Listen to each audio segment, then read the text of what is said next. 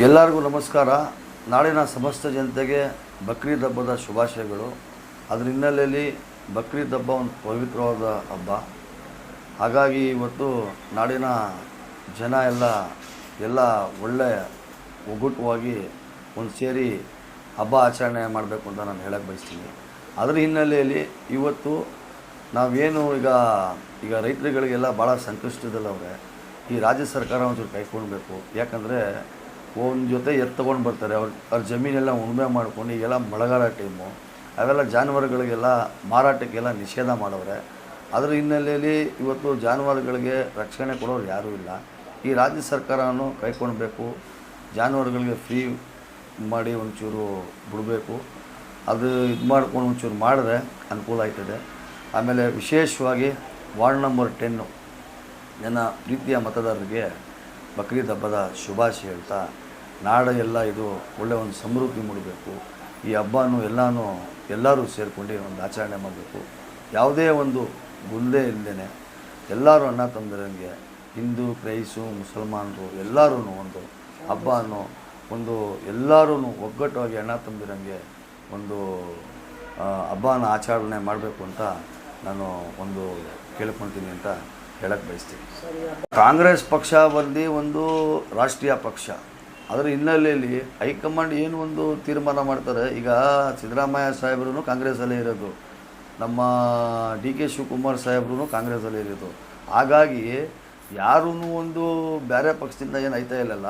ಒಂದು ಕುಟುಂಬದಲ್ಲಿ ಏನಪ್ಪ ಅಂತಂದರೆ ಇವರು ಒಂದು ಏನು ಈಗ ರಾಜ್ಯದಲ್ಲಿ 8 ವರ್ಷ ಆಡಳಿತ ನಡೆಸೋರು ಸಿದ್ದರಾಮಯ್ಯ ಸಾಹೇಬರು. ಅದರಿಂದ ಅದೇನು ಹೈಕಮಾಂಡ್ ಏನು ತೀರ್ಮಾನ ತಗೊಳ್ತದೋ, ಮುಂಚೆ ಹಂಗೆ ಕಾರ್ಯಕರ್ತರದೆಲ್ಲ ಯಾವ ಥರ ನಡೀತಾ ಇದ್ದೋ ಹಂಗೆ ಮುಂದಕ್ಕೆ ನಡೆಸ್ತಾರೆ.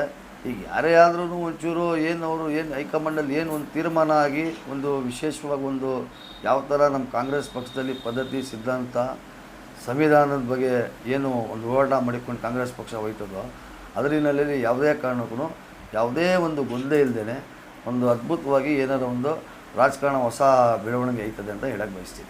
ನಾನು ವಿಶೇಷವಾಗಿ ಅವ್ರ ರಾಜ್ಯದ ಮುಖ್ಯಮಂತ್ರಿ ಆಗಿರಬೇಕು ಅಂತ ಭಾಳ ವರ್ಷದಿಂದ ಅವ್ರದ್ದು ಕನಸಿತ್ತು. ಅವರು ನೆನೆಸು ಇಡೀ ಅವರು ಅವಾಗವಾಗ ದೇವ್ರಿಗೆ ಜಾಸ್ತಿ ಅವರು ಬೇಡ್ತಾರೆ. ಅದರಾಗಿ ಅವ್ರು ರಾಜ್ಯದ ಮುಖ್ಯಮಂತ್ರಿ ಆಗಿದ್ದಕ್ಕೆ ಅವ್ರಿಗೆ ಒಂದು ಒಳ್ಳೆಯ ಶುಭಾಶಯನ ನಾವು ಕೋರಿ, ಈ ರಾಜ್ಯದ ಒಳ್ಳೆಯ ಉತ್ತಮವಾಗಿ ಏನು ಆಡಳಿತ ಕೊಡಬೇಕು. ಅದರ ಹಿನ್ನೆಲೆಯಲ್ಲಿ ಈ ರಾಜ್ಯದಲ್ಲಿ ಏನು ಯಾವುದೇ ಒಂದು ಘಟನೆ ನಡೆದ ನಿಮಗೆ ವಿಶೇಷವಾಗಿ ಅವರು ಪಾಲಿಸ್ತಾರೆ ಅಂತ ನಾನು ಅಂದ್ಕೊಳ್ತೀನಿ. ಅದರ ಹಿನ್ನೆಲೆಯಲ್ಲಿ ಅವರು ಶ್ರಮ ಪಟ್ಟಿದ್ರು. KPCC ಅಧ್ಯಕ್ಷರಾಗಿ ಅವರು ಮುಂಚೆ ಎಲ್ಲ ಮಂತ್ರಿಗಳಾಗಿದ್ದರು. ಭಾಳ ಚಿಕ್ಕ ವಯಸ್ಸಲ್ಲೂ ಅವರು ಮಂತ್ರಿ ಸ್ಥಾನದಲ್ಲಿದ್ದರು. ಅದರ ಹಿನ್ನೆಲೆಯಲ್ಲಿ ಅವ್ರಿಗೆ ಅವ್ರು ಏನು ಸಾಧನೆ ಮಾಡಿದ್ರು ಅದ್ರ ತಕ್ಕಾಗಿ ಅವ್ರಿಗೆ ಕೂಲಿ ಸಿಗ್ತಾಯಿದೆ ಅಂತ ಅವ್ರು, ಯಾಕಂದರೆ ಅವಾಗವಾಗ ಹೇಳ್ತಾಯಿದ್ರು, ನನಗೆ ಕೂಲಿ ಸಿಗ್ತದೆ, ನನಗೆ ದೇವ್ರ ಮೇಲೆ ನಂಬಿಕೆ ಐತೆ ಅಂತ ಅಂದ್ಬಿಟ್ಟು. ದೇವ್ರ ಜೊತೆ ಹೈಕಮಾಂಡ್ ಅವರು ಒಂದು ನಂಬಿಕೆ ಮಾಡಿ ಒಂದು ಜವಾಬ್ದಾರಿ ಸ್ಥಾನ ಕೊಡ್ತವ್ರೆ. ಅವರೆಲ್ಲ ಯಾಕಂದರೆ ಅನುಭವಿಸಿದ್ರು, ಅವ್ರೇನು ನಿನ್ನೆ ಮೊನ್ನೆ ರಾಜಕಾರಣದಲ್ಲ. ಅದ್ರ ಜೊತೆಗೆ ನಾನು ವಿಶೇಷವಾಗಿ ಹೇಳ್ತೀನಿ, ನಮ್ಮ ಸೀನಿಯರ್ ಆಗಿ ತನ್ವೀರ್ ಸೇಠ್ ಸಾಹೇಬರು ಅವರೇ, ಅವ್ರಿಗೂ ಈಗ ರಿಷಫಲ್ ಆಗಿ ಈಗ ಮುಖ್ಯಮಂತ್ರಿ ಆದರೆ ಒಂದು ಡೆಪ್ಟಿ CM ಕೊಡಬೇಕು ಅಂತ ಅಂದ್ಬಿಟ್ಟು ನಮ್ಮ NR ಕ್ಷೇತ್ರದ ಒಂದು ಆಸೆ ಐತೆ, ಇಡೀ ರಾಜ್ಯದ ಜನ ಐತೆ. ಯಾಕಂದರೆ ಅಲ್ಪಸಂಖ್ಯಾತರಲ್ಲಿ ಹಿಡಿಯ ರಾಜಕಾರಣಿ ತನ್ವೀರ್ ಸೇಠ್ ಸಾಹೇಬರು ಮೋಸ್ಟ್ ಅವರು ಭಾಳ ಸೀನಿಯರು. ಯಾಕಂದರೆ ಕಾಂಗ್ರೆಸ್ ಕುಟುಂಬದಿಂದನೇ ಬಂದಿರೋರು. ಅವರು ಹುಟ್ಟುತ್ತವಳಿಂದನೇ ಅವರು ರಾಜಕಾರಣ, ಹುಟ್ಟುತ್ತವಳಿಂದನೇ ಒಳ್ಳೆಯ ಒಂದು ಆಡಳಿತ ಐತೆ. ಅವರೆಲ್ಲ ನಿಭಾಯಿಸ್ತಾರೆ ಅವರು. ಯಾಕಂದರೆ ಅವ್ರಿಗೆ ಯಾರು ಏನು ಪಾಠ ಹೇಳ್ಕೊಡೋದು ಏನು ಅವಶ್ಯಕತೆ ಇಲ್ಲ.